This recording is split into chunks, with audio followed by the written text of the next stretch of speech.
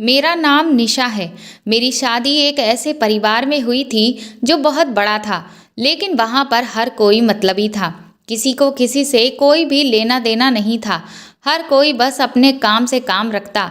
मेरी ससुराल में मेरे सास ससुर नहीं थे, सिर्फ जेठ जेठानियाँ ही थी, जिनमें मेरी सबसे बड़ी जेठानी मुझे मेरी माँ की तरह प्यार करती थी। क्योंकि मेरी माँ तो इस दुनिया को छोड़कर चली गई थी, तो मुझे उनसे बहुत लगाव था।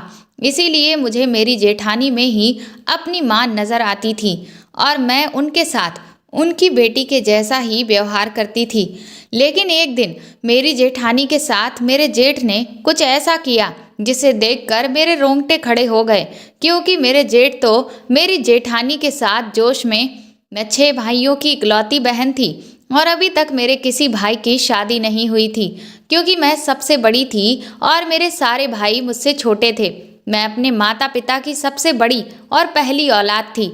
मेरे पिता ने हमेशा अपने आप को ही अहमियत दी थी। उन्होंने कभी मुझे अहमियत नहीं दी थी। मैं तो बस अपने घर के काम काज में ही बिजी होकर रह गई थी। क्योंकि मेरे सारे भाई काम पर जाते और मेरे सबसे छोटे 2 भाई वह घर में ही रहते थे। मुझे इतने सारे लोगों का खाना बनाना पड़ता था। इधर मेरी उम्र बहुत ज़्यादा हो गई थी और मेरे पिता को मेरी शादी का बिल्कुल भी ख्याल नहीं था, जबकि वह मुझसे 1 साल छोटे मेरे भाई की शादी करना चाहते थे। मेरे पिता के सारे रिश्तेदार उनको कहते थे कि तुम पहले अपनी बेटी पर ध्यान दो, उसकी शादी करो। मेरे पिता यही कहते थे कि मेरे पास बेटी की शादी करने के लिए दहेज नहीं है, बहू का क्या है, वह तो फ्री में भी आ जाएगी और अपने साथ ढेर सारा दहेज भी लेकर आएगी। मैं इस बात से बहुत ज़्यादा परेशान रहने लगी थी। अब धीरे धीरे मेरी उम्र भी हो गई थी। कुछ दिनों बाद मेरी भाभी आ गई और उसने मेरा उस घर में जीना दुश्वार कर दिया था। क्योंकि वह घर के किसी भी काम को हाथ नहीं लगाती थी। घर के सारे काम मुझे ही करने पड़ते थे। वैसे तो मैं घर के सारे काम पहले से ही करती आई थी, लेकिन अब भाभी आ गई थी तो उसका भी कुछ हक बनता था। लेकिन भाभी ने तो कुछ भी नहीं किया। वह तो सारा दिन बस आराम ही करती रहती थी। घर वालों को लगता था कि भाभी के आ जाने से मुझे बहुत ज़्यादा आराम हो गया है। मैं बहुत ज़्यादा परेशान रहने लगी थी और अपनी माँ को याद करके रोती रहती थी। क्योंकि जिस दिन से मेरी माँ की मौत हुई थी, उस दिन से ही मेरे ऊपर इस घर की सारी जिम्मेदारी आ गई थी। मुझे अपने भाइयों की भी बहुत फिक्र थी, लेकिन मैंने अपने दिल को ये समझा लिया था कि जब इस घर में किसी को मेरी कोई फिक्र नहीं है, तो मुझे भी किसी की फिक्र करने की कोई ज़रूरत नहीं है।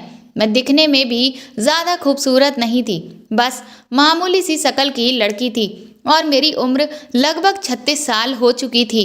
मेरे साथ की जितनी भी लड़कियां थीं, उन सभी की शादी हो चुकी थी और उनके पास 2 या 3 बच्चे थे और इधर मैं थी कि जिसकी शादी ही नहीं हो रही थी। एक दिन मेरे ताऊ जी हमारे घर पर आए और उन्होंने मेरे पिताजी को बहुत समझाया कि पहले बेटी की शादी करो, उसके बाद ही कुछ और काम करना। मेरे पिताजी बहुत बूढ़े हो गए थे, लेकिन फिर भी अपना काम करते थे। उन्होंने कभी अपने बच्चों पर ध्यान नहीं दिया। उन्हें सिर्फ पैसे कमाने से ही मतलब था और वह पैसा भी सिर्फ अपने बेटों के लिए ही कमाते थे। वह जितना भी पैसा कमाते थे, अपनी और अपने बेटों की ख्वाहिशों को पूरा कर दिया करते थे। मुझसे तो किसी को कभी कोई मतलब ही नहीं रहा था। बस मैं इस घर में एक नौकरानी बनकर रह गई थी। मेरे ताऊजी के बहुत ज़्यादा जिद करने पर मेरे पिताजी मेरी शादी करने पर तैयार हो गए थे। रिश्ता भी मेरे ताऊजी खुद ही लेकर आए थे। मैं इस बात से खुश थी कि चलो मेरी शादी होने वाली थी और इस घर से मेरी जान छूटने वाली थी। लेकिन मेरी हमेशा यही ख्वाहिश थी कि मेरी शादी जहाँ पर भी हो, वह परिवार छोटा और कम मेंबर्स का हो। लेकिन जब मैंने लड़के को देखा और मुझे उसकी फैमिली के बारे में पता चला, तो मेरा दिल टूट कर रह गया था।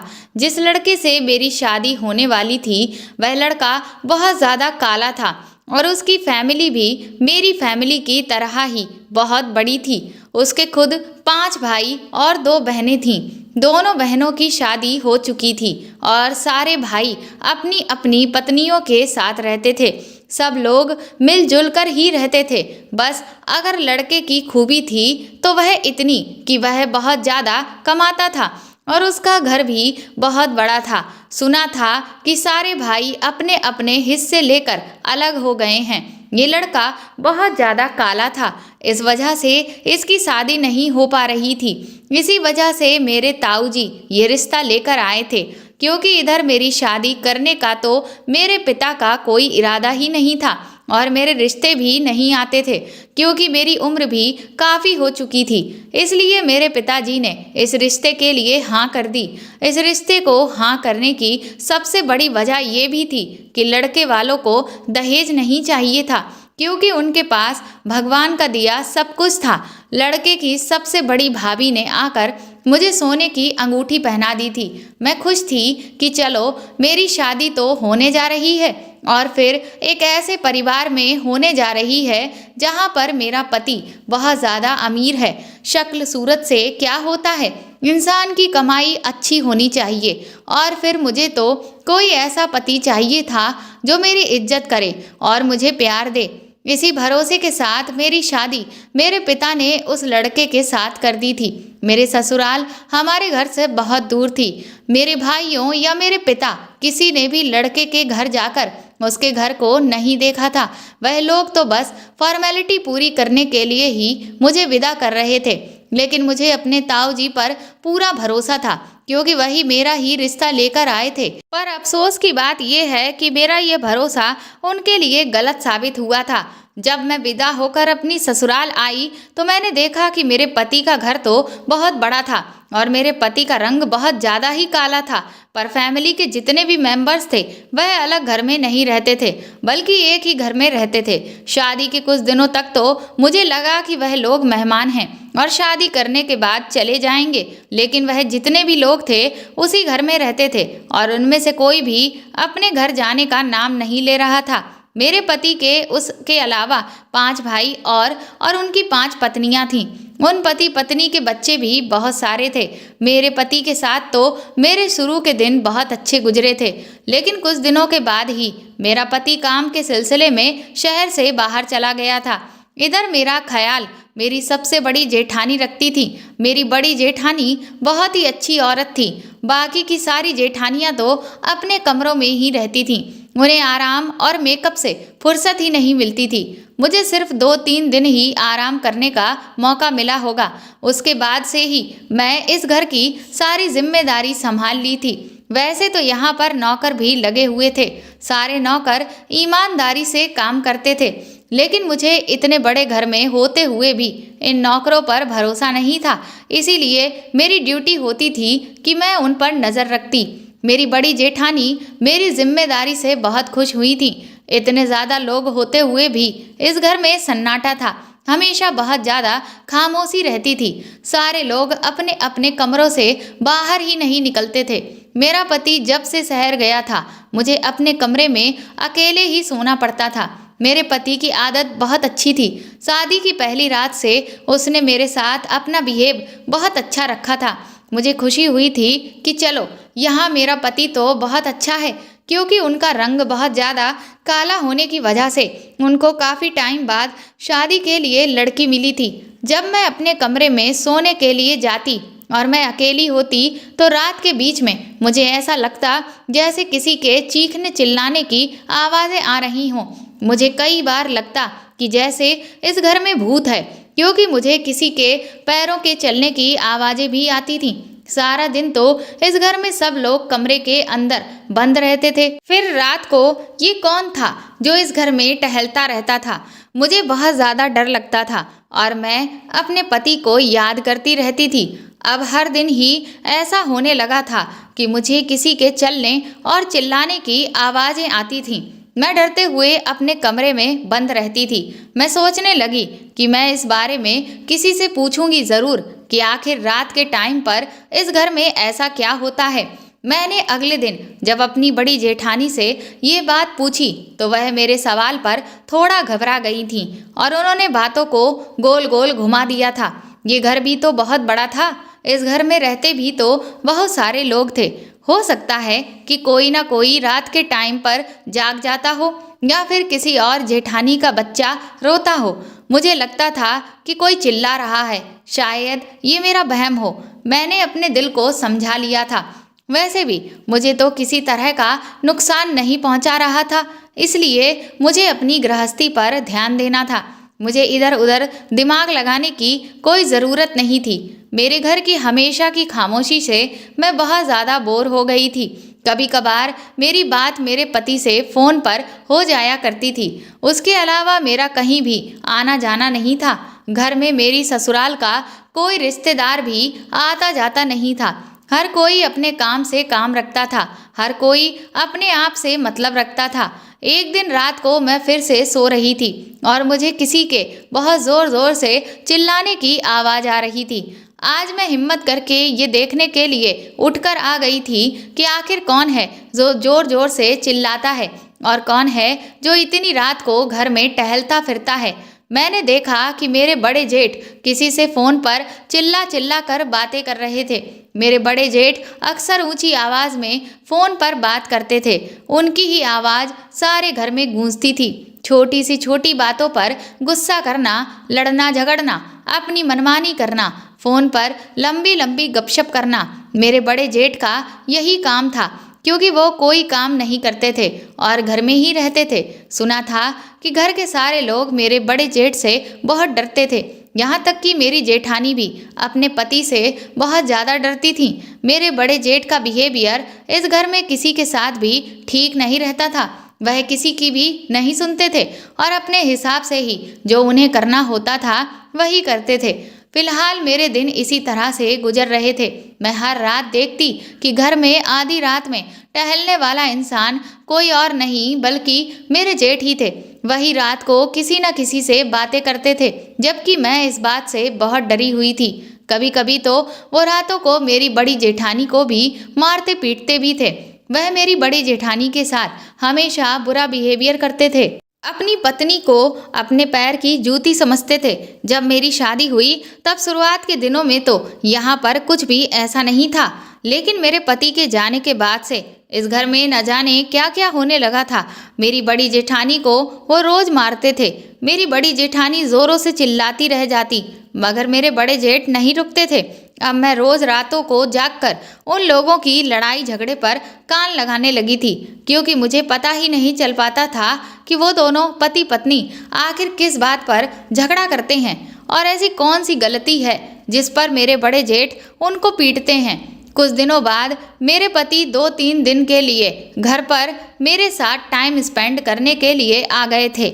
मैं अपने पति के आने से बहुत ज़्यादा खुश हुई थी, लेकिन हैरानी इस बात पर थी कि जिस दिन से मेरे पति घर आए थे, मेरे बड़े जेठ ने मेरी जेठानी पर हाथ उठाना बंद कर दिया था। ये बात तो मैं पहले भी नोटिस कर चुकी थी कि जब मेरे पति घर में होते थे तो मेरे बड़े जेठ मेरी जेठानी पर हाथ नहीं उठाते थे और घर के सारे लोग भी एक साथ बैठकर डाइनिंग टेबल पर खाना खाते थे और एक दूसरे के साथ टाइम स्पेंड करते थे। मुझे मेरे पति के सामने घर का माहौल पूरा बदला हुआ नजर आता था।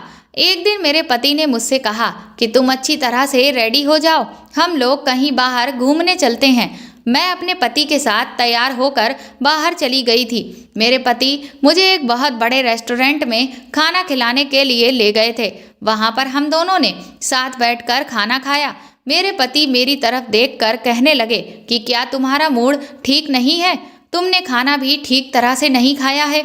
मैंने सोचा कि अपने पति से इस वक्त ये बात करना सही है भी या नहीं, क्योंकि मैं अपनी बड़ी जेठानी की वजह से बहुत परेशान थी और घर के माहौल की वजह से भी।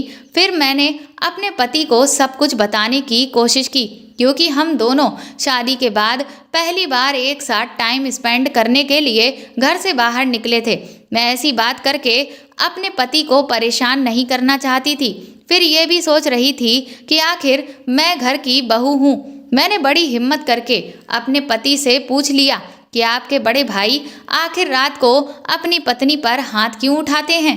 ये सवाल करने के बाद मेरे पति ने बड़ी ही हैरानी से मेरी तरफ देखा और कहने लगे कि तुम पागल हो गई हो, ऐसा कुछ नहीं है। मेरे बड़े भैया तो अपनी पत्नी से बहुत प्यार करते हैं। मैं आगे कुछ कहने ही वाली थी कि इतनी देर में मेरे पति के पास किसी की कॉल आ गई और वो कॉल अटेंड करने के लिए मेरे पास से उठकर चले गए। मैं अपने पति के अंदाज से समझ गई थी कि वो इस बात से अनजान हैं। 5 मिनट बाद मेरे पति वापस आ गए थे और मुझसे कहने लगे, बताओ तुम क्या बता रही थी। मैंने फिर उसके बाद उनसे कोई बात नहीं कही और कहा कि शायद मुझे गलतफहमी हुई थी, हमें घर चलना चाहिए, काफ़ी देर हो गई है। उसके बाद मैं अपने पति के साथ घर लौट आई थी। अगले 2 दिनों के बाद फिर मेरे पति वापस अपने काम के सिलसिले में चले गए थे। मेरे पति जाते समय मुझे शॉपिंग करने के लिए कुछ पैसे दे गए, तो उन्होंने कहा था कि तुम अपनी पसंद के कपड़े ले आना, क्योंकि जिस दिन हम लोग घर से बाहर निकले थे उस दिन हमें इतना टाइम नहीं मिल सका था कि हम शॉपिंग भी कर लें। मेरी किसी दूसरी जेठानियों से वैसे तो कोई मेरे साथ नहीं जाता था, क्योंकि कोई भी मेरे साथ ढंग से बात नहीं करता था और मैंने अपनी बड़ी जेठानी से इसलिए नहीं पूछा था कि कहीं मेरे बड़े जेठ उन्हें जाने से मना ना कर दें। मेरे घर की सारी नौकरानियों के साथ मेरी अच्छी जान पहचान हो गई थी। एक नौकरानी थी चंपा। मैंने उससे कहा कि क्या तुम मेरे साथ मार्केट चलोगी, तो वह मेरे साथ मार्केट चलने के लिए तैयार हो गई। इस घर में मुझे किसी से परमिशन लेने की कोई ज़रूरत नहीं थी, क्योंकि कोई कुछ भी करे इस घर में किसी को किसी से कोई मतलब नहीं होता था। इसलिए मैं नौकरानी को अपने साथ ले जाकर मार्केट से अपनी शॉपिंग करके आ गई थी। जब मैं मार्केट से घर आई तो मेरी बड़ी जेठानी के कमरे का दरवाज़ा खुला हुआ था। मैं धीरे धीरे कदमों से अपनी बड़ी जेठानी के कमरे के दरवाजे तक जा पहुंची। मुझे उनके कमरे से आवाज़ें आ रही थीं।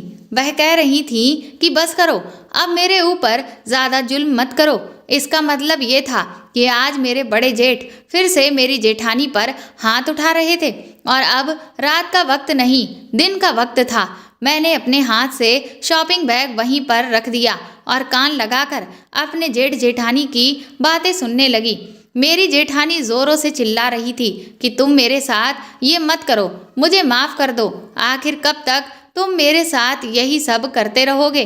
बार बार मेरी बड़ी जेठानी एक ही शब्द को दोहरा रही थी। मैंने दरवाजे से जाकर देखा कि आखिर बड़े जेठ मेरी जेठानी के साथ ऐसा भी क्या कर रहे थे, तो ये देखकर पैरों तले से मेरे ज़मीन ही निकल गई कि मेरे बड़े जेठ जेठानी के बाल काट रहे थे। मैं समझती थी कि मेरे बड़े जेठ मेरी जेठानी पर हाथ उठाते होंगे और उनको मारते होंगे, तभी मेरी जेठानी इतना ज़्यादा चिल्लाती है। लेकिन मेरा ये ख्याल गलत साबित हुआ था, क्योंकि वह उनको मार नहीं रहे थे बल्कि उनके बाल काट रहे थे, जिस पर मेरी जेठानी बहुत ज़्यादा चिल्ला रही थी। पर वह ऐसा क्यों कर रहे थे, ये बात मेरी बिल्कुल समझ नहीं आई थी। आखिर बाल तो औरत का गहना होते हैं। हर औरत की खूबसूरती बालों से ही तो होती है। मेरे बड़े जेठ के हाथ में मेरी जेठानी के कटे हुए बाल और दूसरे हाथ में कैंची थी। अब मुझसे ये सब कुछ देखकर रहा नहीं गया, इसलिए मैं चिल्लाती हुई कमरे के अंदर चली गई। मैंने बड़े जेठ से कहा, भैया आखिर आप ये सब क्या कर रहे हैं। मेरे बड़े जेठ ने कहा, शुक्र करो बहू, तुम्हारी जेठानी के हिसाब से ये बहुत कम है, वरना जो तुम्हारी जेठानी के कारनामे हैं उसके लिए तो इसे घर से निकाल देना चाहिए। ये कहते हुए मेरे बड़े जेठ कमरे से बाहर निकल गए थे। मैंने अपनी जेठानी को जाकर जल्दी से गले लगा लिया, क्योंकि वह बेचारी बहुत ज़्यादा रो रही थी। मैंने उससे पूछा कि ये सब कुछ क्या हो रहा है और जेठ जी ने आपके बाल क्यों काटे हैं। मेरी जेठानी कहने लगी, ऐसा तो वो हर रोज़ करते हैं। पहले तो वह मुझे मारते हैं और उसके बाद मेरे बाल काटते हैं। मैंने कहा, मुझे लगता है कि वह खाली आपके बाल काटते हैं, आपको मारते नहीं हैं। मेरी जेठानी कहने लगी, ये आदमी जालिम है, कभी भी कुछ भी कर सकता है। मेरी जेठानी कहने लगी, बहू मैंने कुछ नहीं किया, तुम अभी तक इस घर के बारे में नहीं जानती हो, इसलिए तुम ये बात नहीं समझ सकती। मैं बेकसूर हूँ। मैंने उनसे पूछा कि आखिर कोई तो बात होगी जो ये आपके साथ ऐसा करते हैं। मेरी जेठानी बोली कि इस घर में सबको अपनी पड़ी है, इसलिए कोई किसी के मामले में नहीं बोलता, क्योंकि घर के सारे लोग मुफ्तखोर हैं। तुम इस घर के लोगों से बचकर रहना और खासकर अपने बड़े जेठ से। वह बहुत खतरनाक आदमी है। कभी भी कोई भी बात अपने पति से मत कहना, वरना वह मुझे जान से मार देगा। मेरी बड़ी जेठानी ने मुझे जबरदस्ती कमरे के बाहर भेज दिया और कहने लगी कि आइंदा कभी भी हम दोनों के झगड़े के बीच तुम मत आना, वरना तुम्हारे साथ अच्छा नहीं होगा। तुम्हें कुछ भी जानने की ज़रूरत नहीं है, तुम अपने कमरे में जाओ। मैं खामोशी से उनके कमरे से बाहर आ गई थी। मेरे जेठ जेठानी के साथ अच्छा नहीं कर रहे थे। मेरी जेठानी अच्छी औरत थी और मैं इस तरह से उन पर जुल्म होते हुए नहीं देख सकती थी। मैं अपने कमरे की तरफ जा ही रही थी कि तभी मुझे सीढ़ियों पर मेरे जेठ मिल गए। मेरे बड़े जेठ जी ने मुझे आवाज़ लगाकर रोक लिया। कहने लगे, एक बार मेरी बात सुनो। मुझे पता है तुम्हें मेरी बातों पर यकीन नहीं होगा। मैं अपने बड़े जेठ की बात को समझ नहीं पाई थी। वह मेरे पास आए। उन्होंने मुझे कहा कि मुझे पता है कि तुम बहुत समझदार लड़की हो, बिल्कुल मेरे छोटे भाई की तरह। मेरा छोटा भाई भी बहुत समझदार है। मैंने अपने बड़े जेठ से कहा, लेकिन आप जेठानी जी के साथ बहुत गलत कर रहे हो। मेरे जेठ कहने लगे, रुको, मैं अभी तुम्हें सारी कहानी समझाता हूँ ताकि तुम्हें उस पर यकीन हो सके और ये भी पता चल जाए कि घर में क्या हो रहा है। ये कहकर मेरे जेठ ने अपनी जेब से अपना मोबाइल निकाला और उसमें कुछ करने लगे। फिर उन्होंने मोबाइल के अंदर कुछ फोटो लगाकर मोबाइल मेरी तरफ बढ़ाते हुए कहा, ये देख लो। मुझे उम्मीद है कि आज के बाद तुम मुझे गलत नहीं समझोगी। मेरे बड़े जेठ कहने लगे, मैं कोई बुरा इंसान नहीं हूँ, लेकिन जब कोई मर्द अपनी पत्नी से ही बेवफाई देखेगा तो फिर वह अपनी पत्नी पर किसी न किसी तरह से तो रोक लगाएगा। फोटोज देखने के बाद तो मेरे पैरों तले से जमीन ही निकल गई थी। मुझे अपनी आंखों पर विश्वास नहीं हो रहा था। अभी मैं फोटोज देख ही रही थी कि अचानक सीढ़ियों पर मेरी बड़ी जेठानी आ गई और उन्होंने मेरे हाथ से मोबाइल छीनकर अपने पास रख लिया और मेरा हाथ पकड़कर मुझे खींचने लगी। कहने लगी, तुम अभी तक अपने कमरे में क्यों नहीं गई हो? मैं अपनी बड़ी जेठानी से कुछ कहती कि तभी वह बोल पड़ी और कहने लगी, तुम कुछ नहीं जानती और ना ही कुछ समझती हो। चलो अपने कमरे में जाओ और दोबारा हम दोनों के बीच पड़ने की कोई ज़रूरत नहीं है। मैंने झटके से अपनी जेठानी से अपना हाथ छुड़ाया। वो आंखें फाड़कर मेरी तरफ देख रही थीं। मैंने भी बड़े गौर से अपनी जेठानी की तरफ देखा था। रात के टाइम पर फिर वही चीखें और चिल्लाने की आवाज़ें आ रही थीं। मेरी जेठानी के बाल बहुत लंबे लंबे थे। मेरे जेठ उनके बाल काट काट कर उनको आधा गंजा तो कर ही चुके थे। मेरी जेठानी हमेशा सर पर पल्लू रखकर घूमती थी। कई दिन इसी तरह से गुजर गए। मेरे पति जब घर आते थे तो इस घर का माहौल बहुत अच्छा होता था। मैं अपने पति को ये सब कुछ बताने की कोशिश करना चाहती थी, पर मेरी जेठानी मुझे सख्ती से मना कर दिया करती थी और कहती थी कि तुम्हें अपने पति को अगर कुछ भी बताया तो फिर तुम्हारे लिए अच्छा नहीं होगा। मैं तुम्हें इस घर से बाहर निकलवा दूंगी। मुझे बहुत ज़्यादा टेंशन होने लगी थी। मेरी समझ में नहीं आ रहा था कि आखिर इस घर में हो क्या रहा है। टेंशन और चीखों की आवाज़ों से मैं सो नहीं पाती थी। सारी रात मुझे जागते जागते गुजर जाती थी। मेरी जेठानी मेरे पति की भाभी थी और मुझे बहुत प्यारी थी, क्योंकि उन्होंने कभी भी मेरे साथ जेठानियों के जैसा सलूक नहीं किया था। इन्हीं सब बातों की वजह से मैंने अपने दिल को बहुत टटोला, लेकिन मुझे कहीं भी ऐसा महसूस नहीं हुआ कि मेरी जेठानी ऐसी हो सकती है। फिर अगला दिन निकला और मैं हैरान रह गई। मेरे बड़े जेठ मेरी जेठानी के साथ और मेरे साथ बहुत ज़्यादा अच्छा बिहेव कर रहे थे। मुझे लगा कि शायद मेरे जेठ को एहसास हो गया है कि औरत पर हाथ नहीं उठाना चाहिए। मैंने दोनों में बहुत ज़्यादा प्यार देखा था। मैं बहुत खुश हुई थी कि चलो अच्छा हुआ, आपस में प्यार मोहब्बत होना बहुत ज़रूरी है। और काफ़ी दिनों से मेरे जेठ मेरी जेठानी के साथ कुछ भी गलत नहीं कर रहे थे। मेरे दिमाग से भी टेंशन निकलने लगी थी कि दिन अच्छे गुजर रहे थे। एक दिन रात के 9 बजे मैं टीवी देख रही थी। मैंने देखा कि मेरे जेठ मेरे कमरे में आए और जल्दी से मैंने उनको देखकर अपने सर पर पल्लू रख लिया था। मैंने उनसे कहा कि भैया, आपका यहाँ आना कैसे हुआ? तो बोले, बहू, मैं तुम्हारे लिए अपने हाथ से बनी चाय लेकर आया हूँ। तुम्हारी जेठानी और तुम्हारे पति को मेरे हाथ की चाय बहुत पसंद है, इसीलिए मैं तुम्हारे लिए भी चाय बनाकर लाया हूँ। चाय पियो और बताओ कि मेरे हाथ की चाय कैसी है। मेरे जेठ का मूड बहुत ही अच्छा था। मैं हैरत से अपने जेठ की तरफ देख रही थी। न जाने इतने दिनों में मेरे जेठ को क्या हो गया था। वह तो मेरी जेठानी के साथ साथ मुझ पर भी मेहरबान हो रहे थे। मैंने चाय का कप उनके हाथ से ले लिया और उनसे कहा, शुक्रिया भैया। मैंने अपने जेठ से कहा कि अभी चाय थोड़ी गर्म है, मैं इतनी गर्म चाय नहीं पीती, जब ठंडी हो जाएगी तो मैं पी लूँगी। मेरे जेठ ने कहा, नहीं बहू, मेरे सामने पियो, मैं तुम्हारे मुंह से अपनी तारीफ सुनना चाहता हूँ। मैंने कहा, भैया अभी ही मैंने 2-3 गिलास पानी पी लिया था, इसीलिए मेरा पेट थोड़ा भरा हुआ है। थोड़ी देर के बाद जब आप आएंगे तो आपको मेरे चाय का कप खाली ही मिलेगा और मैं आपकी तारीफ तो अभी ही किए देती हूँ। चाय अच्छी हो या ना हो, आप मेरे बड़े भाई के समान हैं और भला कोई बहन अपने बड़े भाई की दी हुई चीज़ की बुराई नहीं करती, हमेशा तारीफ ही करती है। मेरे जेठ मुस्कुराए और कहने लगे, अच्छा तो ये बात है। उन्होंने मेरे सर पर हाथ फेरा, कहने लगे, चलता हूँ, चाय ज़रूर पी लेना। उनके जाते ही मैं उठी और मैंने चाय का कप लिया और बाथरूम में जाकर चाय को फेंक दिया, क्योंकि मेरा चाय पीने का बिल्कुल भी मन नहीं कर रहा था।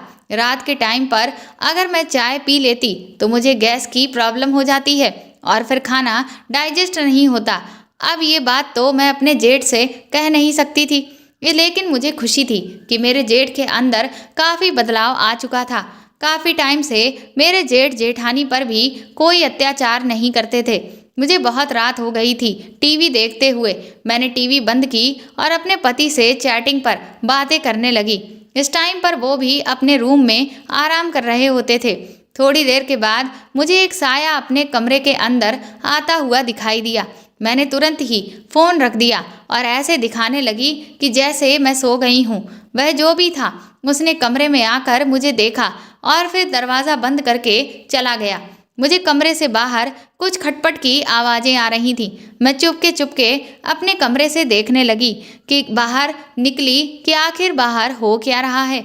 मैंने देखा कि मेरे जेठ मेरी जेठानी के मुंह पर हाथ रखकर उनको न जाने कहाँ लेकर जा रहे थे। मैं उनके पीछे पीछे जा रही थी और मैं देखकर हैरान थी कि घर में एक बेसमेंट भी बना हुआ था।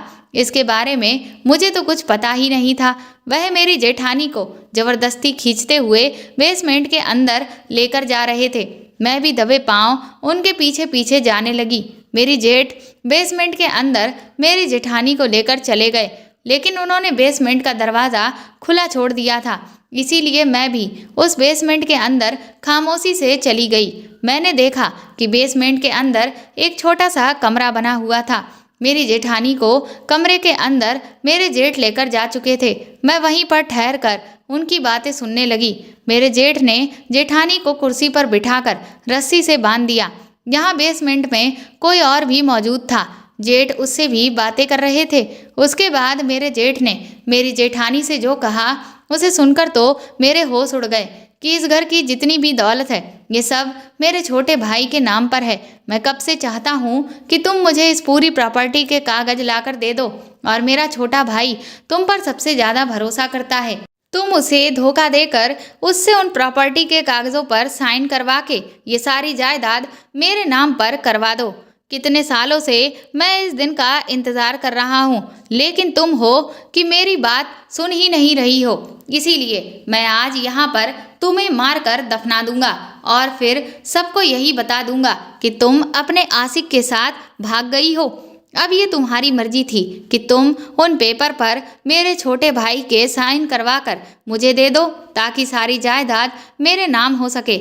मेरी जेठानी कहने लगी कि मैं मर जाऊंगी, लेकिन मैं ऐसा कुछ भी नहीं करूंगी। ये सब कुछ मेरे देवर की मेहनत की कमाई है।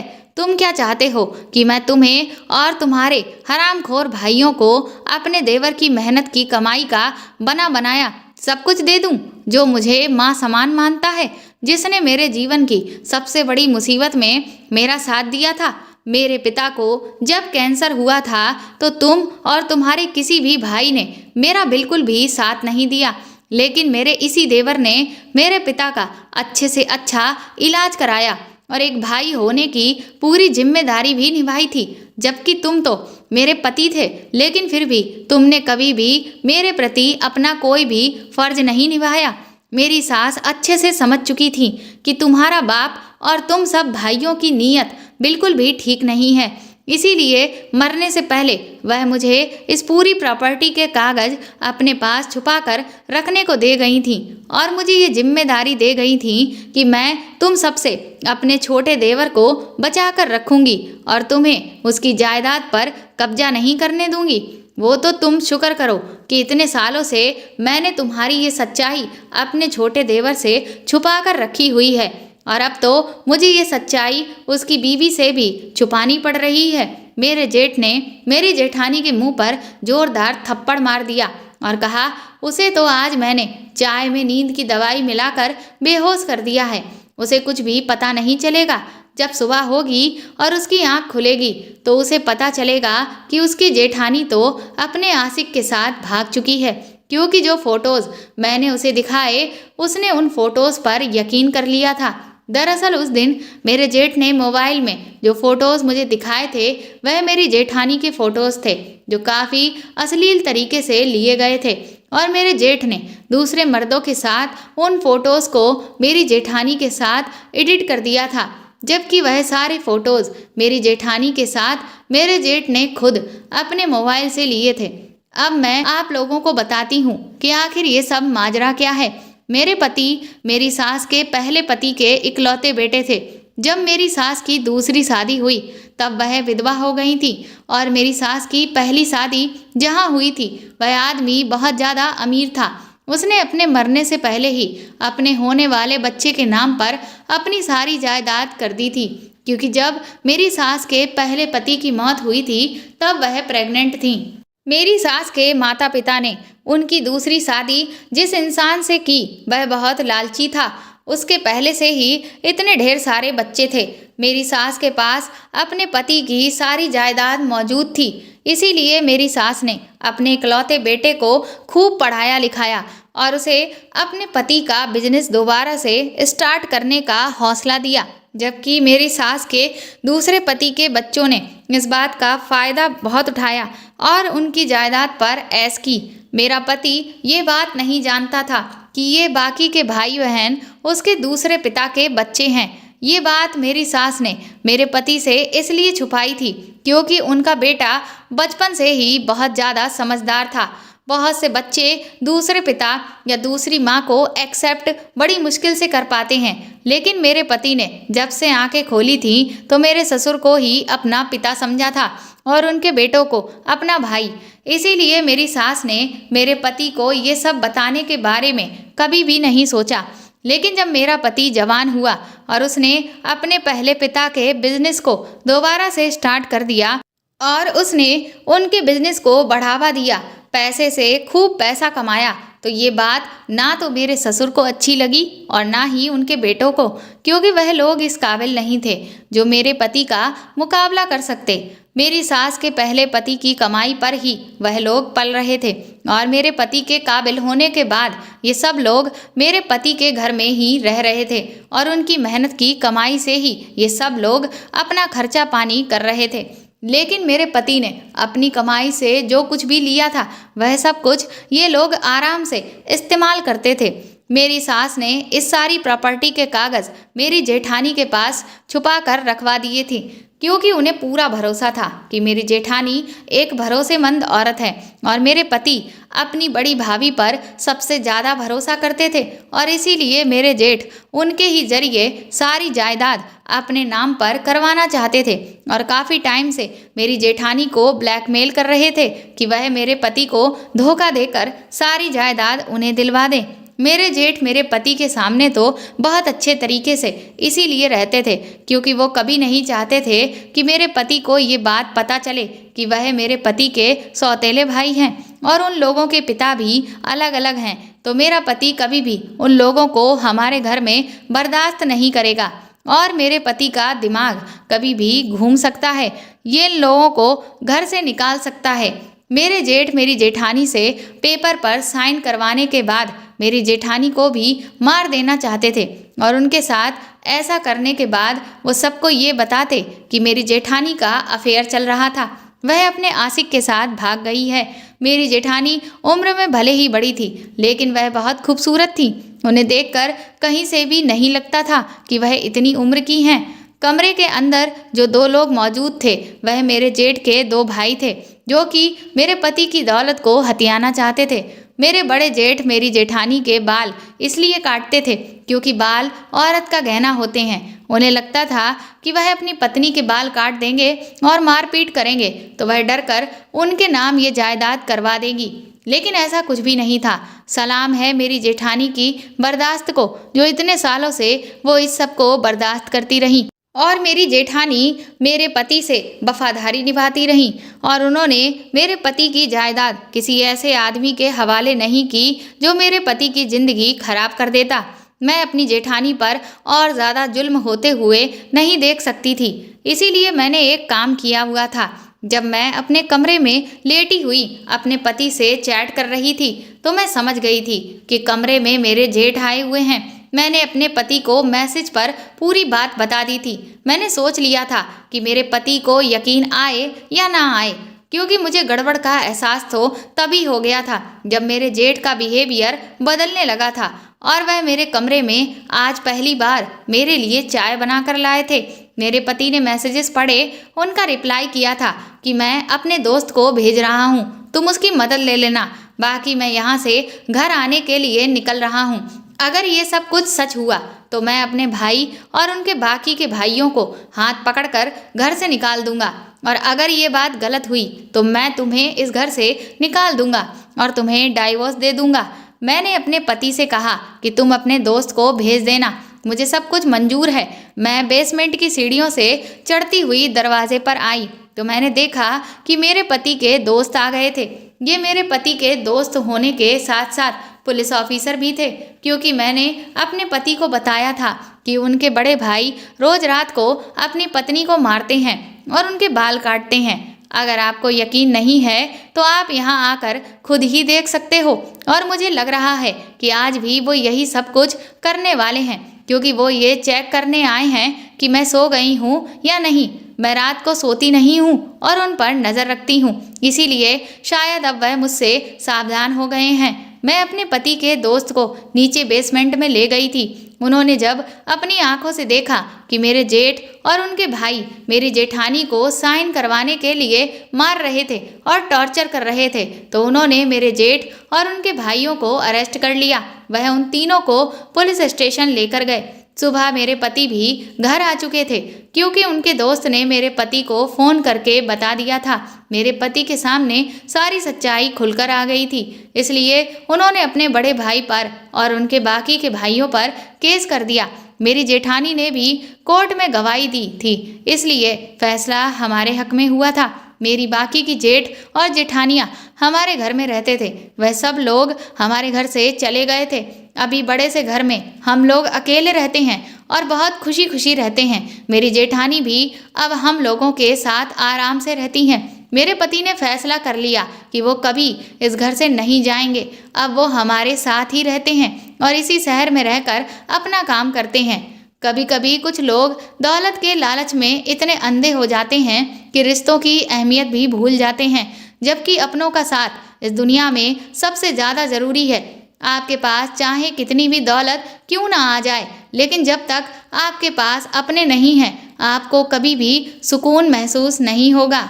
तो दोस्तों, आपको ये कहानी कैसी लगी कमेंट करके हमें ज़रूर बताएं, और प्लीज़ इस कहानी को ज़्यादा से ज़्यादा शेयर और लाइक करके मेरे चैनल को सपोर्ट करें। साथ ही अगर आप चाहें तो मुझे सुपर थैंक्स भी खरीद कर दे सकते हैं। सुपर थैंक्स का ऑप्शन आपको इस वीडियो के नीचे दिए हुए सभी ऑप्शंस में दिख जाएगा, जो कि हार्ट शेप में बने हुए डॉलर के साइन के तौर पर है। और अगर आप मेरे चैनल पर नए हैं तो सब्सक्राइब करके बेल आइकन को ज़रूर दबा दीजिएगा, ताकि आगे भी मैं आपको ऐसी ही अच्छी कहानियाँ सुनाती रहूँ।